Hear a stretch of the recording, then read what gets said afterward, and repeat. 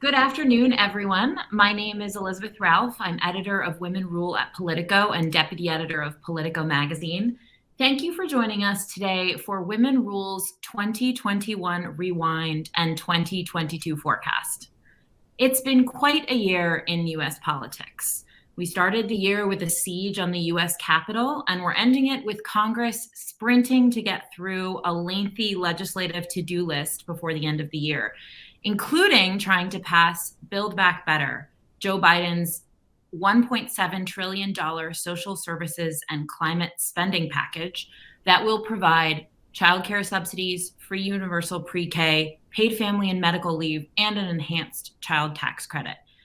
Meanwhile, many women are still left out of the job market, even as the economic recovery gains steam. We're looking towards the 2022 midterms, where everyone's asking questions about what women voters really want and how women candidates will fare this cycle. And then, of course, it's never too early to talk about 2024. We are Politico after all. Today, I'm welcoming an amazing group of Politico journalists to help us make sense of all this and who can walk us through the biggest political and policy shifts in 2021, particularly those affecting women, and talk a little bit about their forecasts for 2022.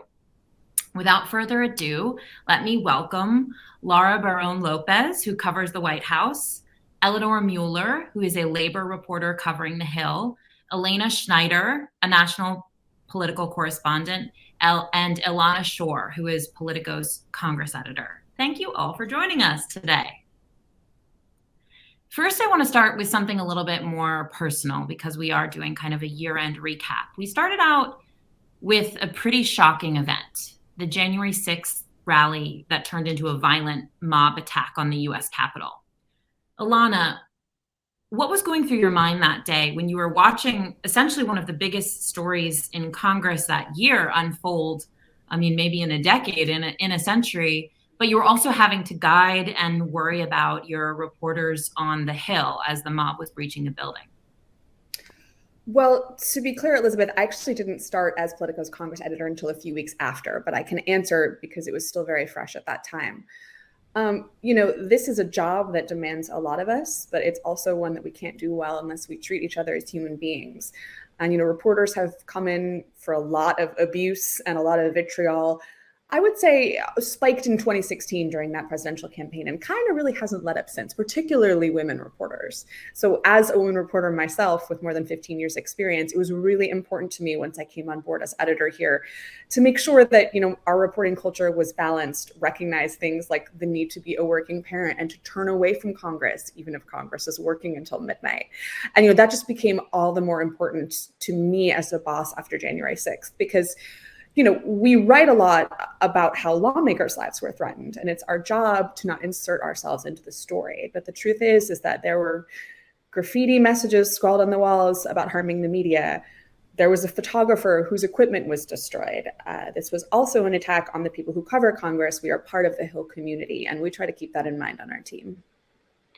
Do you think it's changed the way that you cover Congress as a place and as an entity, January 6th? Absolutely, 100%. It's changed the Hill forever. I'm really proud that we were able to bring on Catherine Tully McManus to write our Huddle newsletter when that position became open in the middle of the year, because she created a campus beat for roll call that literally lured her over to my team, because I think it's super, super important for Politico's readers to understand that we see the Hill that way. Casey Hunt from NBC wrote a piece after the 100-day mark about January 6th that likened the Hill to a small town. And I think that's very accurate. People remember faces, people remember the way they're treated.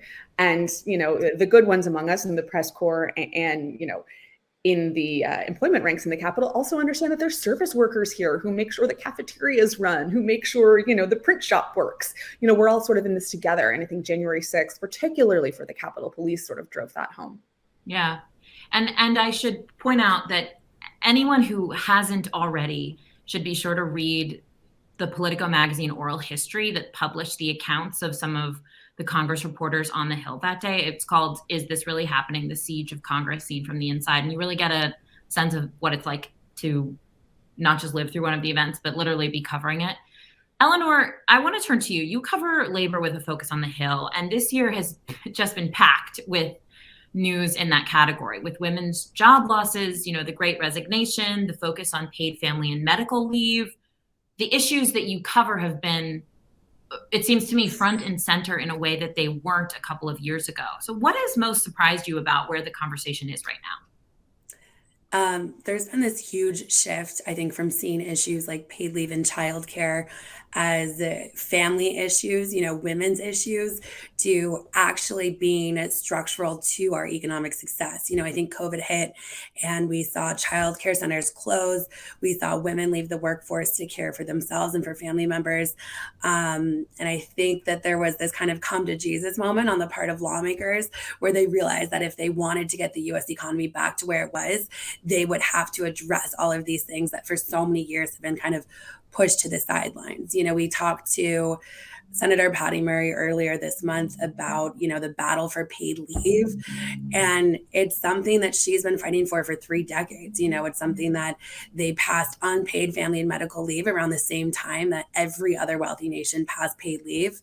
And we haven't come back to it. It's not something that's really been prioritized. So I think that that is definitely, the most interesting shift to really witness is the change in thinking of these matters as things that only are relevant to a very particular voter, and instead things that affect how well our economy does as a whole. So I have an audience question here that I got that I think would be perfect as sort of a follow-up for that. But the question is really, is this shift permanent? We've seen so-called women's issues like paid leave and other care policies really be the focus of Congress and the focus of the administration this year. Is that going to last, or are we going back to those being siloed, sort of happening in the background? So I think it is going to last, and that's because there is this bipartisan prioritization of these issues now. I mean, Democrats and Republicans, don't misunderstand me, obviously disagree on the best way to get a lot of these things done, but there is a mutual agreement that they do have to be done in some way for our economy to be successful. So, in that regard, it might change how we're going about addressing these different issues down the road. I don't think that they're going to go back to the sidelines where they were. And we will definitely, in our discussion, get back to some paid family leave, some of those policy issues. But right now, I want to move on to Laura. This was, a presidential transition, and you're now covering the White House.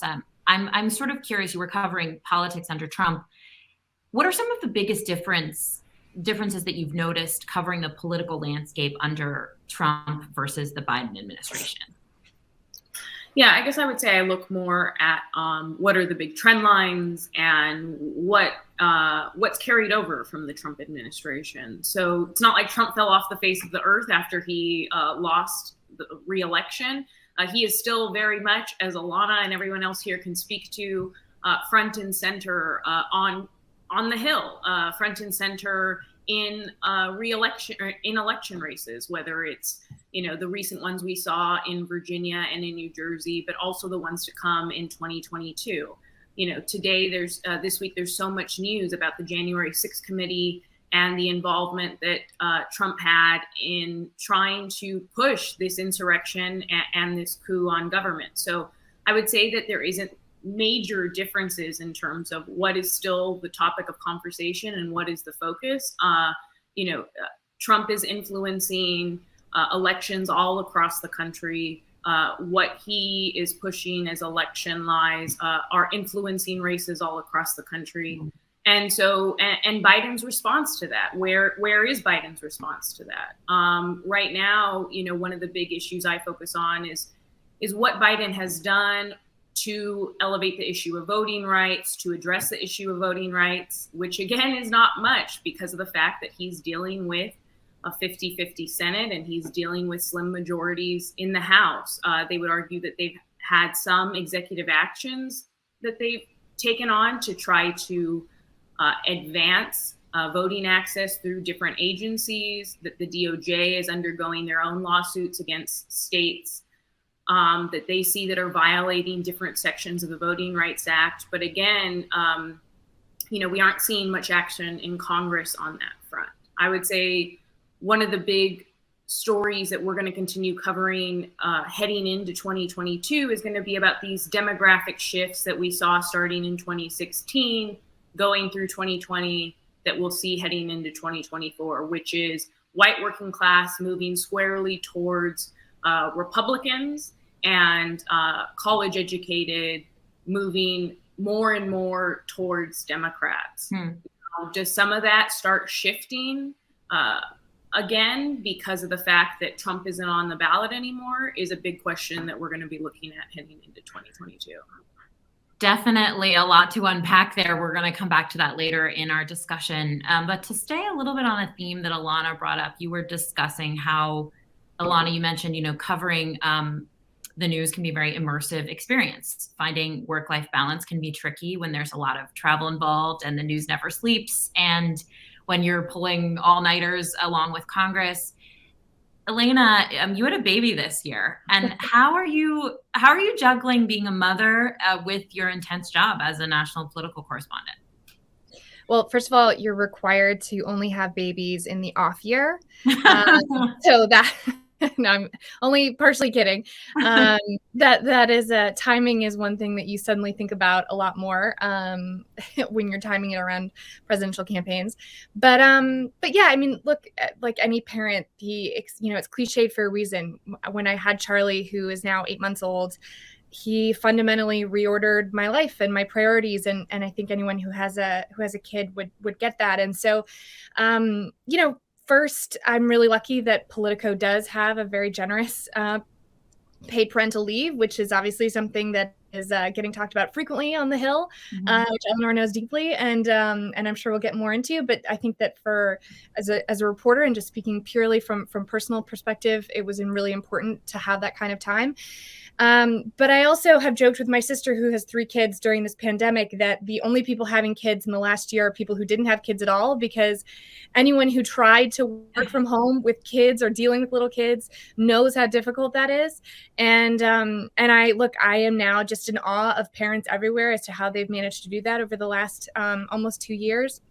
I feel like I've had at least some experience of that, hearing lots of screaming and crying from, not lots, he's a pretty happy kid, but but definitely hearing some crying when you're on the phone with sources trying to explain. But it's also been a point of connection. Everyone has kids regardless of party. And I think that that's something that I really enjoy being able to talk to sources about, is getting tips and advice as to how to sleep train. Some of my best advice about bottle refusal came from a source on the Hill. So all of that can kind of bring us together. And I think that that's really a wonderful thing. But I also really want to note, though, that I would not be able to do this if there hadn't been hundreds of women who had blazed this kind of path ahead of me.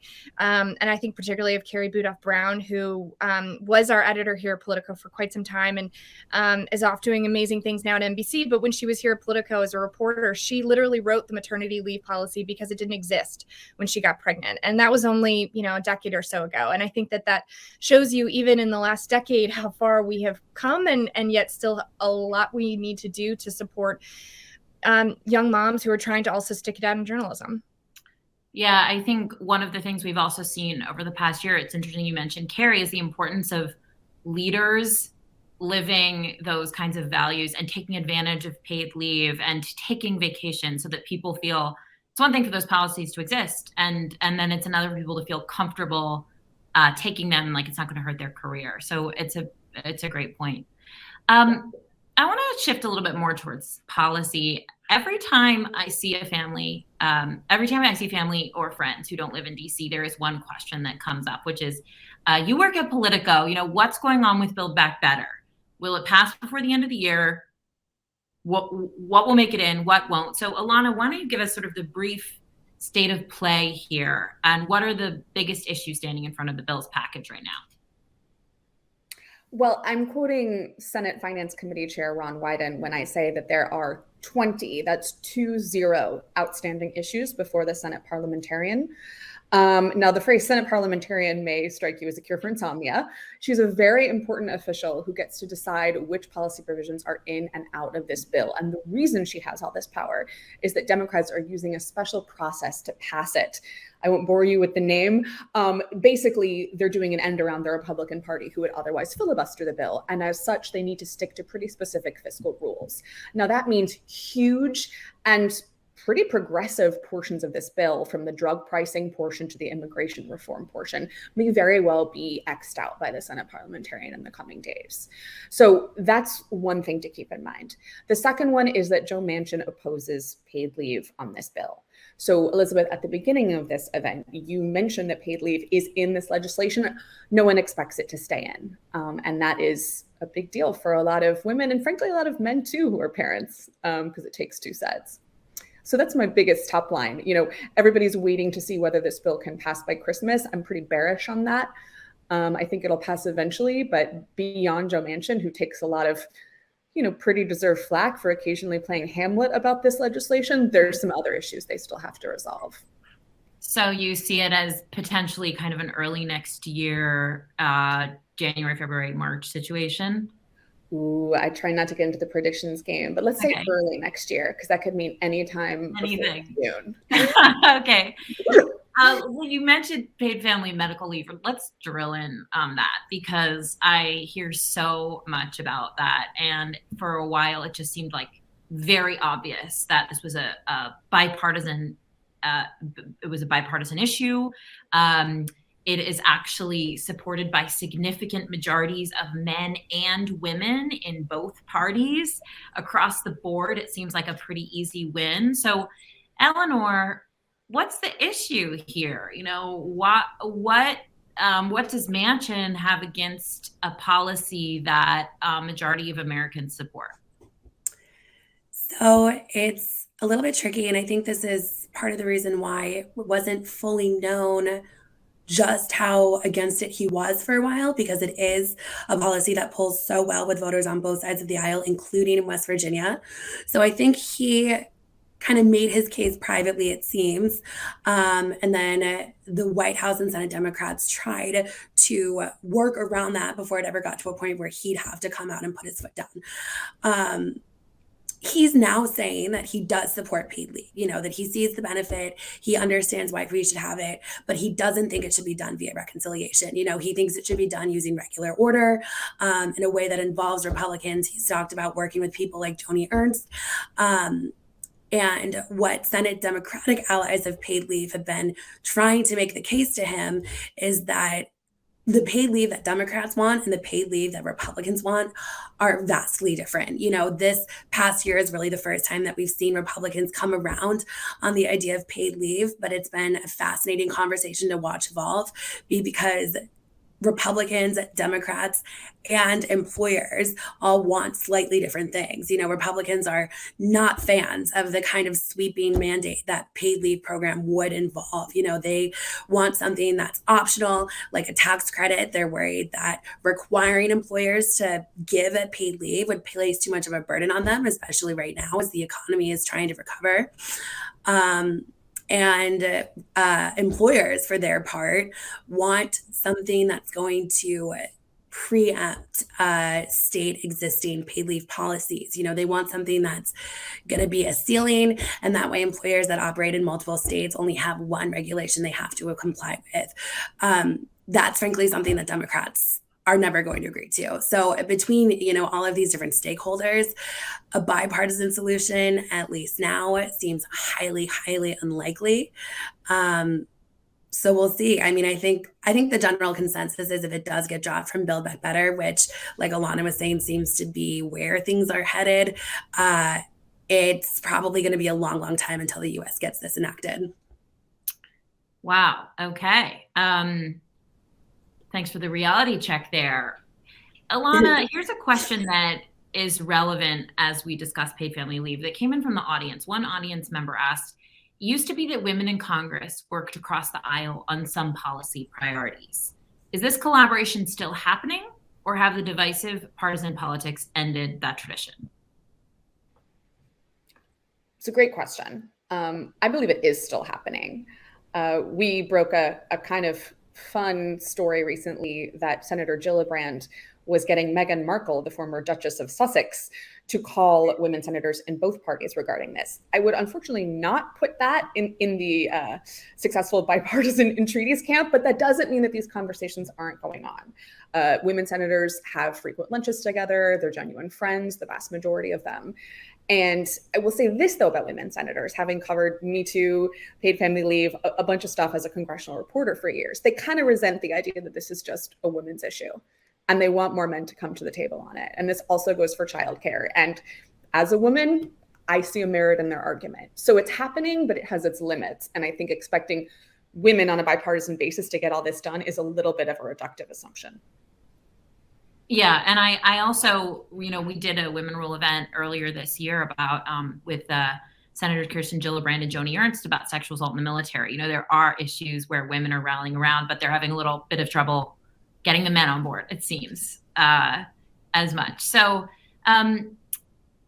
Laura, I want to ask you about paid leave sort of from the administration's perspective. Does it seem to you that the administration is really willing to fight for this? Have you heard any red lines from the administration when it comes to this or other policies in Build Back Better affecting women? So publicly, the administration and Biden will say that their only red line is that it doesn't increase taxes on those making less than $400,000. But the White House and a lot of those that I've spoken to in the White House pretty much expect, as Elana said, paid leave to get cut out of this. When they were working through this with the House, they didn't necessarily expect paid leave to be included in the House passed version. And ultimately, the reason that it was because Speaker Pelosi said she was going to put it in there and essentially dare, Manchin and other Democrats to say that to take it out, to strip it out, because House Democrats, the majority of them, wanted this in there. So the White House, if a bill reaches Biden's desk and it doesn't have paid leave in it, he's going to sign it because he wants everything else that is in this package. The White House is deferring to the Hill and to the parliamentarian on the immigration proposals in this bill. So a lot of this is very much being left up to Senator Schumer, to Democrats on the Hill. Biden is getting involved, and Elana mentioned that drug pricing could very well get cut out. If that gets cut out, that would be a big blow to Biden and to the messaging strategy that the White House has had this entire time. Because during the summer, that was one of the biggest elements that the White House was trumpeting. Biden gave individual speeches on his plan to allow Medicare to negotiate prescription drug prices. So if big pieces of that get left out, the administration, could very well lose what is seen in many polls is arguably the most popular element of the bill. And if I could add something to the prioritization of paid leave, I think that there is, a consensus among paid leave advocates, rightfully so or not, that the White House really chose childcare as where it wanted to focus its efforts. I think there are definitely very fervent supporters of paid leave in the White House, but they weren't necessarily the ones at the table with congressional Democrats. So when it came to, kind of weighing one against the other, advocates' take at least is that the White House said, childcare is where we're going to put all of our stones in one basket. But not paid leave, essentially. We're going to focus on, yeah. Yeah, I think that's kind of the thinking. And so far, it looks like childcare is set and is pretty solidly in the bill, right? Absolutely, yeah. I think that there is just about no universe in which that gets dropped. Although, Okay. knock on wood, who knows? Yeah. Laura, you mentioned the potential political ramifications with things that do and don't make it in this Build Back Better, and we're heading into a midterm season. So, Elena, I'm curious whether you think about this, whether if drug pricing doesn't make it in or paid family leave doesn't make it in, if these things that are pretty broadly popular, what does that mean for Democrats in the midterm season? look, they will openly acknowledge that they need to run on something. Just ask Terry McAuliffe in the run-up to the Virginia governor's race, which ultimately he lost, but he was begging anyone in Washington to try and pass something so that he could talk about it on the trail. I think in some ways that's a little overblown. Running on what you get done in Washington is at least a message. It's something to talk about for Democrats, and that's certainly essential for them to have something to say. But look, there are some headwinds that they're running into that are just sort of environmental that make it very difficult for them this year. It's the midterm year, the first midterm year after the party in power has taken the White House. Obviously, that's Joe Biden. We're seeing in both public and private polling that Republicans really do have the wind at their back here. But if Democrats have any hope, it's by keeping in these sorts of very popular policies that they can talk about and point to and say, look, this is what we were able to achieve. But running on that is very difficult, and it's sort of a tough messaging war that they're going to have to figure out a way, try to sort of wage, and one that they are attempting to relearn the lessons or learn better lessons out of 2009, 2010, after Barack Obama's really devastating 2010 midterm loss, in which Democrats were wiped out, lost 63 seats, because they felt like they didn't do enough to sort of sell what they were able to do in the recovery effort there. And they're attempting to do that once again here, but it would be essential for them to have popular policies if they were, trying to sell those to voters. But whether or not that actually proves out to be ultimately helpful for them, we're going to have to wait and see in November. But they're up against a really tough environmental sort of atmospherics. Yeah. I know we're all paying pretty close attention to women voters, especially as we head into midterm season, because back in November, Glenn Youngkin won the Virginia governor's race largely thanks to white women, white suburban women who had voted for Biden in 2020 but swung Republican a year later. And the prominent themes in that race were the economy, school closures, so-called critical race theory, and the debate over that. Elena, what did we learn about women voters in 2021, and what does that mean for 2022? So we learned that women voters are still critical in 2022, thanks to what we saw in 21. But this goes back, obviously, a number of years. I mean, just to sort of take the most recent examples, women were the driving force that put Democrats in control of the House of Representatives in 2018, particularly among suburban women. And I don't mean that as sort of coded language for just white women. There are plenty of women of color who are obviously a huge part of that story in the suburbs, be it outside of Atlanta or in Orange County, California, outside of Dallas and Houston. Those are all critical voters for Democrats that they were able to win over in 2018. And Biden was able to basically, for the most part, keep all of those people under the Democratic tent in 2020. It's part of, obviously, a huge reason why he was able to then win the White House. And after he won, I started having conversation with sources about were Democrats, could they sort of more permanently put women, and particularly suburban women, into their voting bloc? Could they just sort of assume that that was going to be a demographic that they could more readily rely on? Or were Democrats renting suburban women and white women during the Trump era? I shouldn't spotlight just white women, but women generally, during the Trump era. And we got our first sort of test case of answers out of Virginia, which is to say that they're probably not permanently in their corner.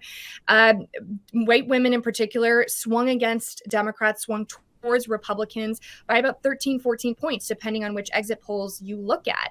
That was enormous in driving Glenn Youngkin's victory there in Virginia, but it also was a big part of why legislative races were close in both New Jersey and Virginia as well, where women were able to win on the Republican side of the ledger in those state legislative races too. And I think that it shows that this is not a permanent coalition for Democrats, that women are fundamentally swing voters. And it's going, it's sort of important to also break this out by demographics, both by race and by education levels, but that they are going to continue to be really key voters in 2022.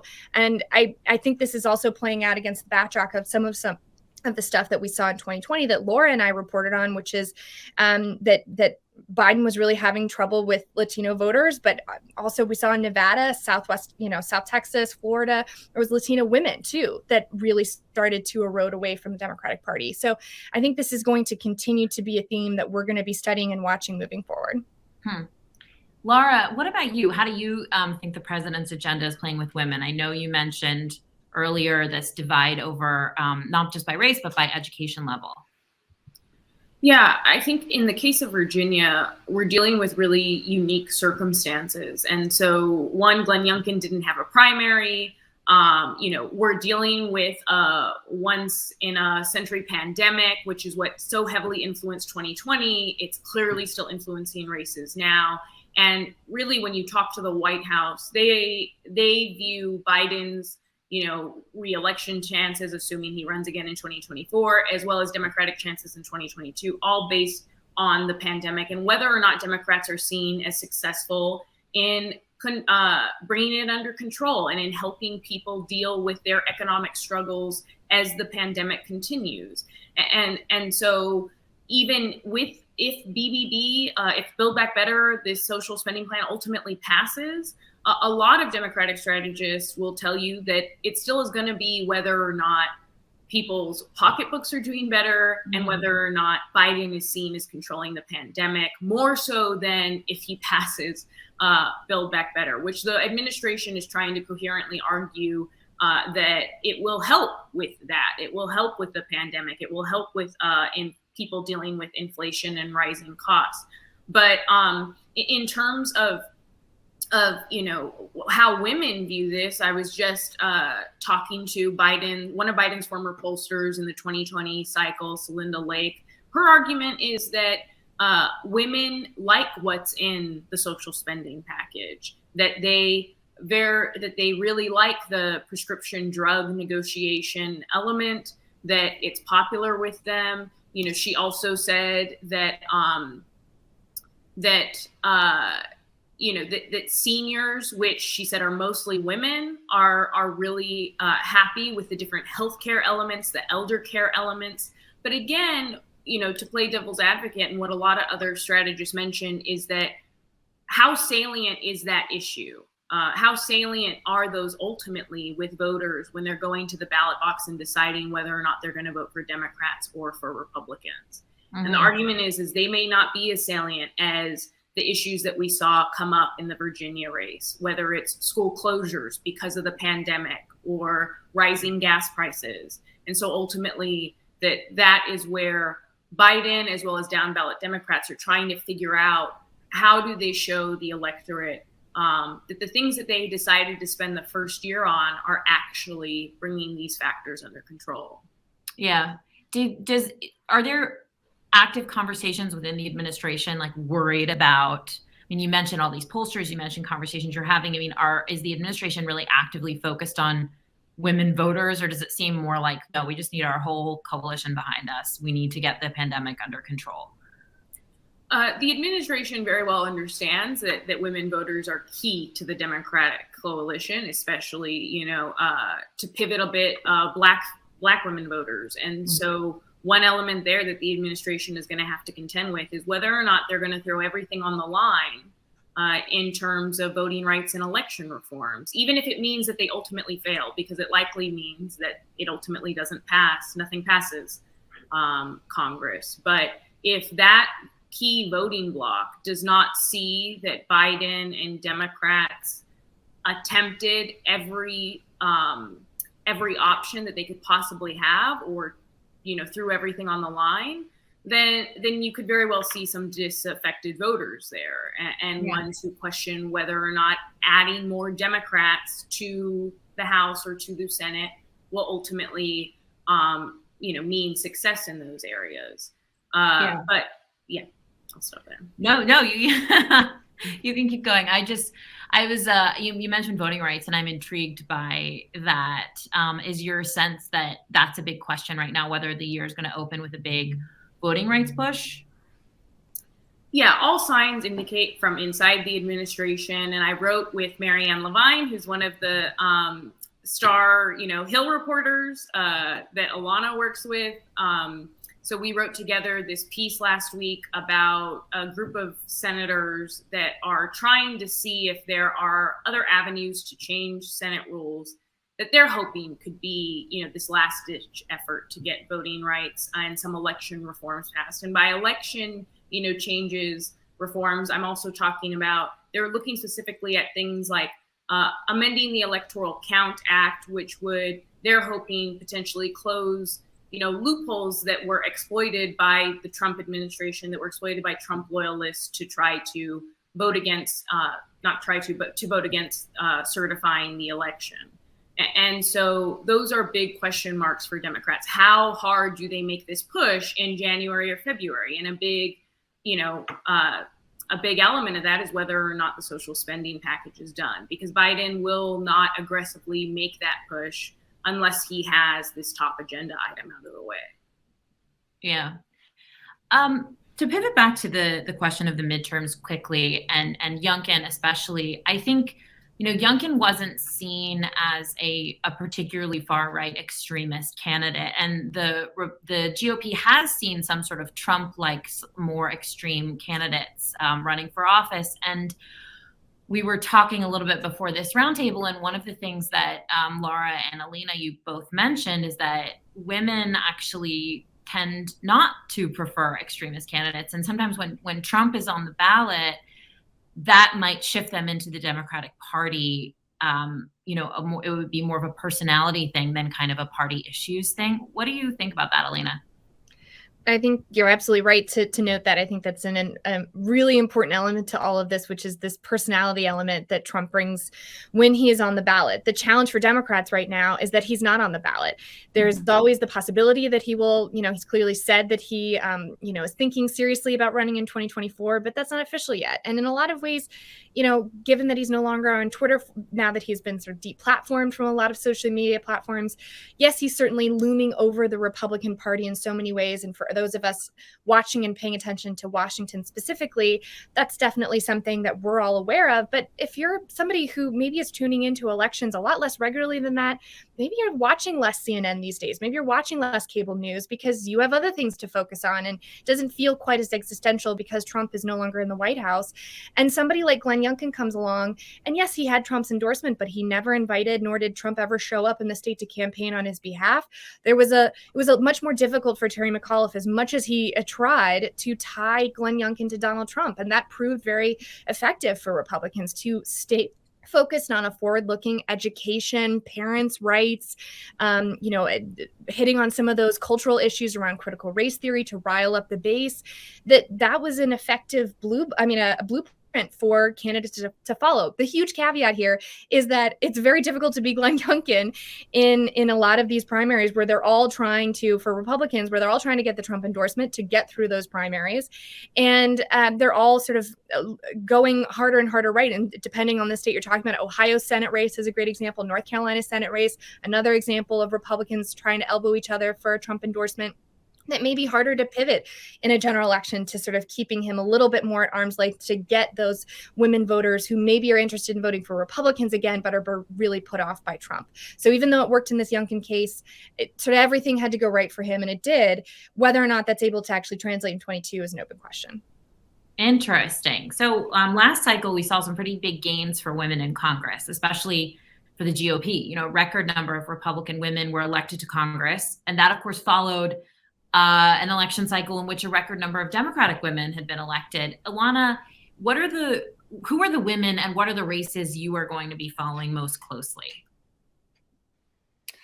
Well, to be clear, I don't focus on campaigns so much as the incumbents. That said, in the House, I'm keeping an eye on Mary Miller. She's a pretty controversial figure because she is the Iowa first-year representative who took a lot of heat for appearing to affectionately quote Adolf Hitler at the beginning of this session. And now she has been effectively redistricted by Democrats in her state to run against two male colleagues if she decides to pursue that. So that's, to my mind, perhaps the most interesting House Republican women's race. Also, though, I'm looking at Ashley Hinson. She's a rising star in the House Republican class. I mean, she's going to win re-election, but in terms of how much money she's directing to other members, Hinson is kind of like a mentee of Elise Stefanik, who replaced Elizabeth Cheney in House leadership. So what she does in the future is going to be really interesting to watch. Also, Maria Salazar, whom my reporter Olivia interviewed for another Women Rule event. So that covers House Republicans. House Democrats, Catherine Clark is one to watch. She's often talked about as a potential replacement for some of these class of octogenarian leaders, Nancy Pelosi, Steny Hoyer, Jim Clyburn, who will face some real questions if, as expected, Dems lose the House next year. So Kathleen Clark's for sure on that list, also Pramila Jayapal, head of the Congressional Progressive Caucus. So those are kind of my two House Dems to watch. And again, these aren't women who are necessarily facing any trouble in their re-elections at all, but as far as potential future leaders and up-and-comers in the next Congress. And, moving over to the Senate, I think it's really interesting that Abby Finkenauer, a former House Democrat, is trying to challenge Chuck Grassley in Iowa. I don't think she will win, but I think what that does is keep her in contention as a future Senate hopeful, potentially someone who might join the administration. So she's a Senate candidate I'm certainly keeping an eye on. As far as other Senate Democratic women, it's sort of tough to tell. You're going to kind of see the same class of women sort of stick around and keep doing their thing, including Patty Murray, obviously, who is the highest ranking Senate Democratic woman in leadership and who was kind of a question mark for re-election until she jumped back in, obviously, pretty recently. So that's kind of my horizon of women. That's right. That's I feel like I have a great, chart to navigate now. Elena, how about governors' races? There are just 9, I think, female governors right now. And I think both parties are trying to up that number. So is there anybody you're paying particularly close attention to? Yeah, I think governors is a really important and sometimes underappreciated part of this conversation, as we're sort of federally focused or tend to be. These are obviously statewide seats, and there are only 45 women who have ever served as governor in 31 states in American history, which means that there are 19 states that have still never elected a woman. I am sometimes still startled by that fact in 2021. That means that in all of American history, 97% of governors have been white men. Kelly Dittmar at Rutgers University does a lot of really phenomenal research on all of this. So you should check her out and her work if you haven't seen it. But there are a couple of governors that I'm definitely keeping an eye on. Obviously, people like Kristi Noem out of South Dakota is one that if we're thinking about 2024 has certainly been mentioned as somebody to keep an eye on. But on the Democratic side too, Gretchen Whitmer in Michigan and Laura Kelly in Kansas are both running in incredibly difficult states. And if they are able to hold on, they would be atop any list for potential presidential or VP candidates moving forward.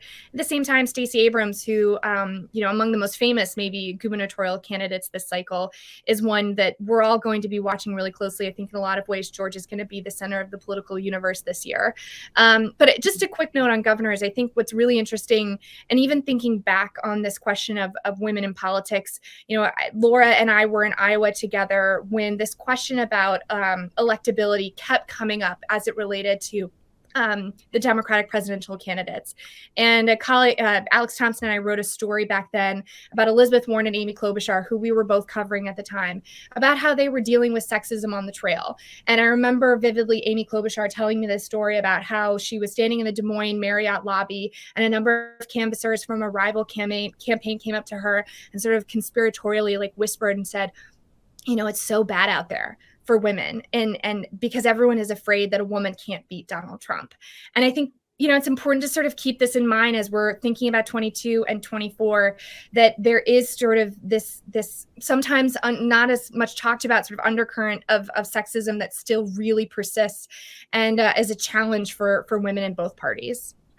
And it's interesting you brought that up in the context of governors' races, because you often see that sexism heightened when an executive office is on the line, right? So people are more willing to elect a woman to sort of a quote unquote parliamentary position than they are to an executive position. That's exactly it. And how difficult it is then to make that leap from a legislative job to an executive job in the minds of voters. For women, clearly women in legislative positions are something that voters are more comfortable with. That executive question is really still a challenge for voters right now. Here's another audience question that is relevant as we talk about women and representation. Eleanor, I want to kick this to you. How, if at all, do you think the gender of the policymakers you report on affects their policies? And as a follow-up, how does race and ethnicity affect that as well? The common assumption is that more diverse policymakers will lead to more inclusive or equitable policies. Is that true? I think to a degree it certainly is. We have twice as many women in Congress as we did a decade ago. 24% of Congress is non-white. And it's something that I was aware of, but hadn't really thought through as it pertained to my reporting until I was asking people, why has it been so long since we've really invested in paid leave? Why has it been so long since we talked about spending so much on childcare? And so many of them answered, it's because we just have not had the number of women in Congress that we do now. So I think that, based at least on what we've seen in the last year or so, it certainly does appear that having more women, more non-white workers in Congress does lead to increased consideration of these policies. And I mean, both of these issues, paid leave and childcare, inherently have a racial equity component. Half of childcare businesses are owned by Black and brown workers. Black and brown workers have much more difficulty having access to paid leave than their white counterparts. And so, even though on the surface they do appear to be issues that affect women, there's a huge, racial equity component there too. And so I think that that's something that's good to keep in mind, as we continue having this conversation about representation in Congress and the kinds of policies that can lead to. Yeah. It's not enough sometimes just to represent a diverse group of people. You have to actually have those types of people in power, I think is what you're saying. Elena, Roe v. Wade could be overturned next year, which means the abortion fight that has been played out in courts for decades could now end up being at the state level. And I'm wondering, whether you think, how you think that could shift the political landscape. How dramatically could that shift the political landscape?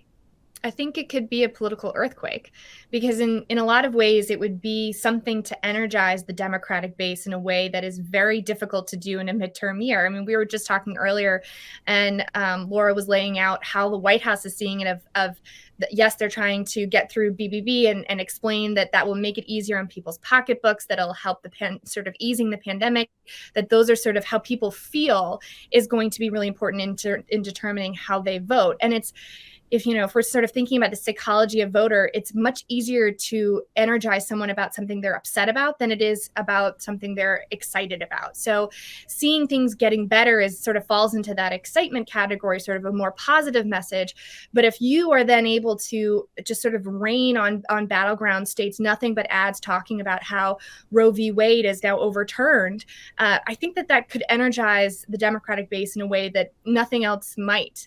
And it's something that Democrats, I think, don't hope for in any way, shape, or form, but they are aware that could potentially help them at least somewhat politically in this moment. And so it's something that everyone is sort of keeping an eye on in June as to what that would mean in terms of animating the base that otherwise maybe is less excited in this moment. If I could jump in, Elizabeth, when I was in Georgia a few months ago, this was right after Texas had just passed its 6-week ban.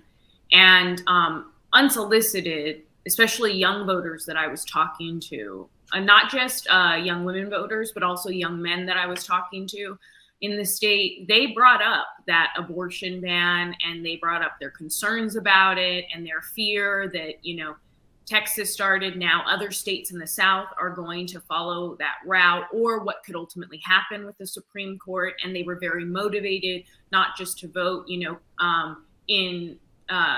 for House and Senate races. Raphael Warnock is up there, but also in the coming gubernatorial race. And this was again before Stacey Abrams jumped in. But I was just surprised by how they brought up that issue. It wasn't because I asked them about the Texas ban. So again, just to back up Elena's point, this could very well be a big animating factor for Democrats.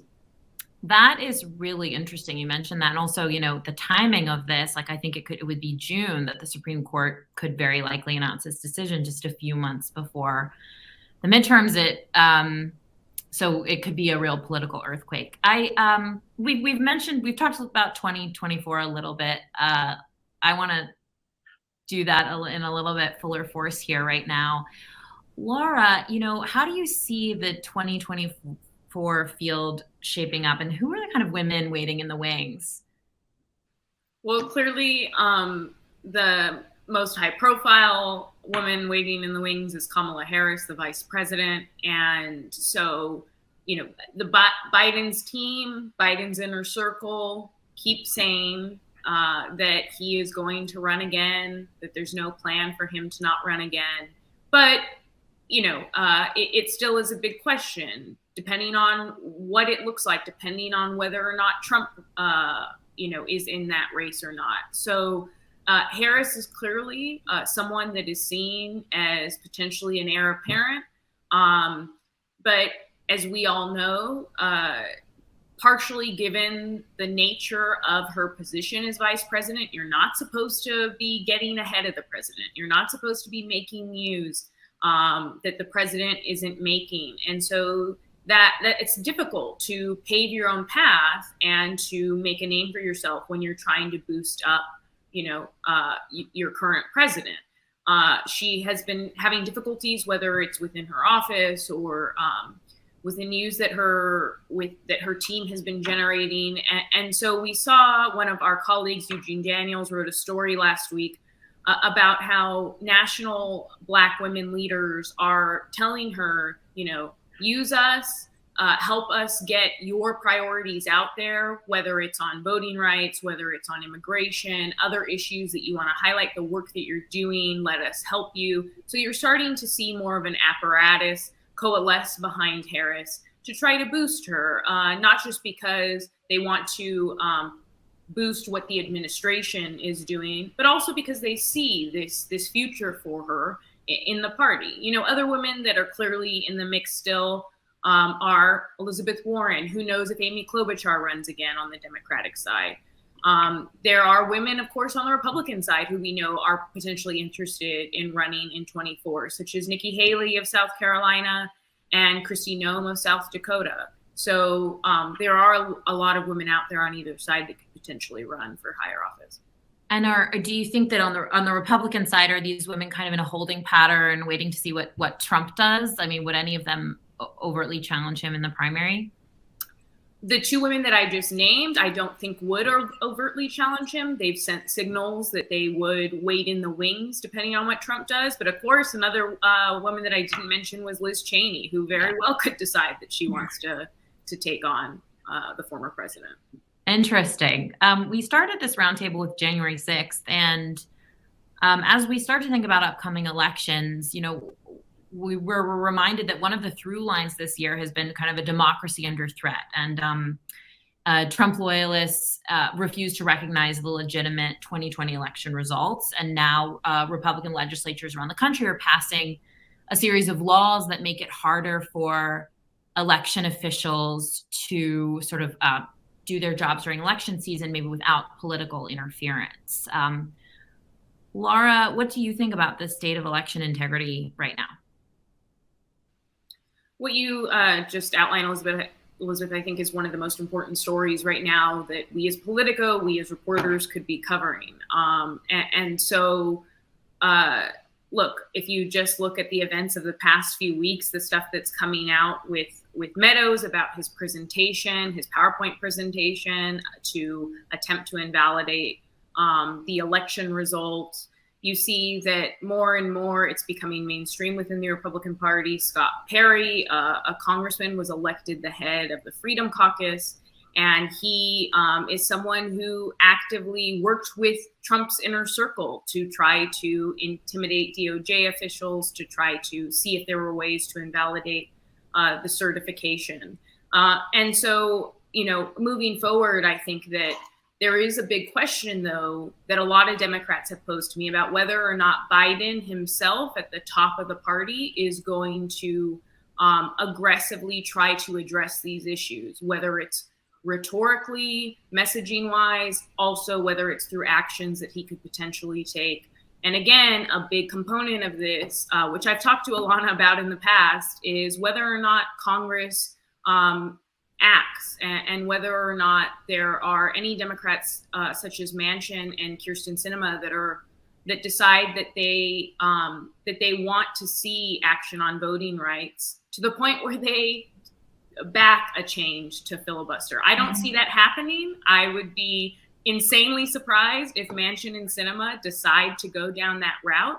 but I think that you are going, and Elana too, but I think that you are going to see pressure ramp up, particularly in January. I was just talking to an advocate this morning, a longtime Democratic, strategist and advocate on the progressive side, who was saying that once the social spending package is passed, they plan in January to start aggressively pressuring the administration in a way that they haven't in the past, because they wanted to see the social spending bill pass. So in January, February, you may start seeing that come to a head more. Yeah, interesting. Elana, I just can't, we're about butting up on time, but I just can't resist asking you, what do you think are the one or two legislative items likely to get passed next year? Is there any hope for voting rights? And then I have to ask, because the audience asked it too, what about the filibuster? Yeah, to build off of Laura's great answer, and she's been doing some really good reporting with my team on this topic. It's not a zero-sum yes or no question in terms of killing or preserving the filibuster. It is quite possible that the story Laura and Marianne broke about these negotiations ends in some kind of compromise that reinstitutes what we call the talking filibuster, which people remember from Mr. Smith Goes to Washington, or some other little temperature-lowering endgame. But the point is, that's not going to pass the voting rights bill, unfortunately. Republicans are dug in very hard against this. And Joe Manchin meets with Republicans on the Hill almost as much as he meets with his own colleagues. Joe Manchin had a meeting with some centrists in both parties yesterday. It was not about the filibuster. It was about lowering Republicans' opposition to these diplomatic nominees. Joe Biden has more than 50 foreign policy nominees sitting there. So this is a long way of saying those talks may yield something, but they will not be enough to shake loose this bill that Laura and my team have been covering as we know it. And for that matter, the unfortunate truth with Democrats is it may already be too late to affect the midterms. This is a bill, we don't just snap our fingers, sign legislation and implement it over many states, right? I mean, it requires funding that goes to election administrators and state secretaries of state, right? So even if Laura and I, lose a shoe-eating bet and this bill passes maybe in March or April, I'm not particularly clear that this would actually help these state-level laws that Democrats say, with pretty good reason, are designed to restrict ballot access. So it's important that we keep that in mind. So now that I've been the skunk at the garden party about that bill, I will say I haven't totally written off the idea of maybe not a bill passing, but some kind of movement on bipartisan paid leave next year. I think a lot of that is dependent upon how this social spending bill shakes out and how Manchin's own colleagues keep the pressure on him next year. The reconciliation process, which is the complicated word for the filibuster end around that they're doing right now, is still available to them next year. And, no one really believes they want to go through this exercise again. But if Democrats see the writing on the wall and the possibility they might lose not just the House, but the Senate, you could see them try to wave a wand and do family leave, do some other stuff that they really want to do next year, walk the same path. Really, anything can happen. Yeah. But the bottom line is that the safest bet is always for Congress to sort of fall victim to partisan jostling and its own chaotic instincts. So my bet, honestly, is that we fund the government at Trump levels, and that's that. We don't see a lot of major legislation, but I'd be happy to be surprised. Okay, well, I want to wrap up with 2 lightning round questions for the group. If you could all just respond in about a sentence, that would be fantastic, or a few words. So we'll keep this short. The first is, what is the political or policy issue, event, or trend you're paying closest attention to in 2022? Elena, why don't we start with you? I don't know if this is a political event, but I know that I'm probably going to be moving to the state of Georgia for much of 2022.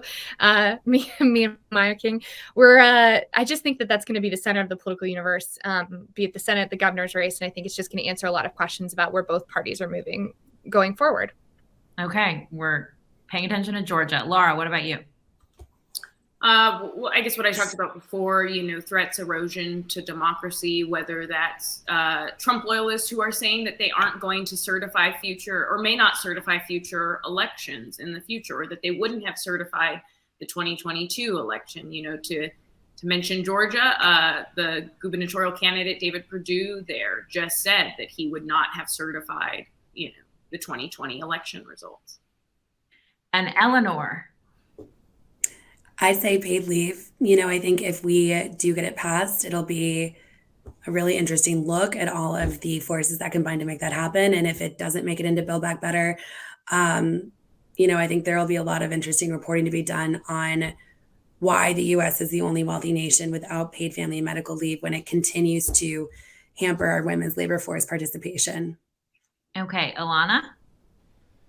Not to steal these two great reporters' answers, but I'm going to do a combo of paid leave and democratic reforms, particularly what Laura mentioned about the Electoral Count Act. This was an issue that I wrote a Politico Nightly top on in June, wondering why they weren't addressing it in their own bill. And believe me, I'm not taking credit here, but it's been sitting out there, a very obvious fat pitch across the plate. And Democrats need to pay attention to this. It might be the only election reform they can get passed. Yeah. Okay, and then since we're heading into the holidays and everyone's doing their 2021 wrapped and 2021 recommendations, I want to ask you all, what's the best book you read or show you watched or movie you watched in 2021, or at least something that you'd recommend to people? So we can go in the same order. Elena. I love this question. I would recommend Real Life by Brandon Taylor, which is not about women at all. It's about a Black gay man living in the Midwest, but it was a book I couldn't put down and really loved, so I'd recommend that. All right, Laura. Two quick recommendations. I am a huge sci-fi nerd, so I recommend Grass by Sherry Temper, which is it's Dune-esque, but it is about grass and a different ecological environment. And then also Red Mars by Kim Stanley Robinson, which is a Mars colonization book that I totally just got encompassed by. And I'm going to ask you if you would take a one-way ticket to Mars later. Eleanor, what about you? As far as books go, Saint X I read, and it was an unexpected, delight. The writing is amazing, and it really gets into racial divides, class privilege, in a lot of really subtle, nuanced ways. As far as TV shows go, I just finished Mindy Kaling's new show, The Sex Lives of College Girls, and it was fantastic. So if you guys have not watched it yet, I recommend. I've also enjoyed that. And what about you, Elana? Well, it's an older book and one that's just been turned into a limited series, but Station 11 by Emily St. John Mandel is a fantastic book. So don't watch the show, read the book first, please. I also really like sci-fi, and it's about a pandemic. And as far as TV goes, Succession is my number one jam, always. I love that. I just watched the finale. Thank you guys so much for those great recommendations. And thank you for your amazing political and policy insight. It was really interesting, and I'm sure I hope our audience got a lot from it. It was great having you. And thank you to the Women Rule community for tuning in. We're already hard at work planning programming for 2022, but if you have ideas or suggestions for interviews or topics you'd like to see us cover, please be sure to email me at eralph@politico.com. Have a wonderful holiday, and we wish you all the best in 2022.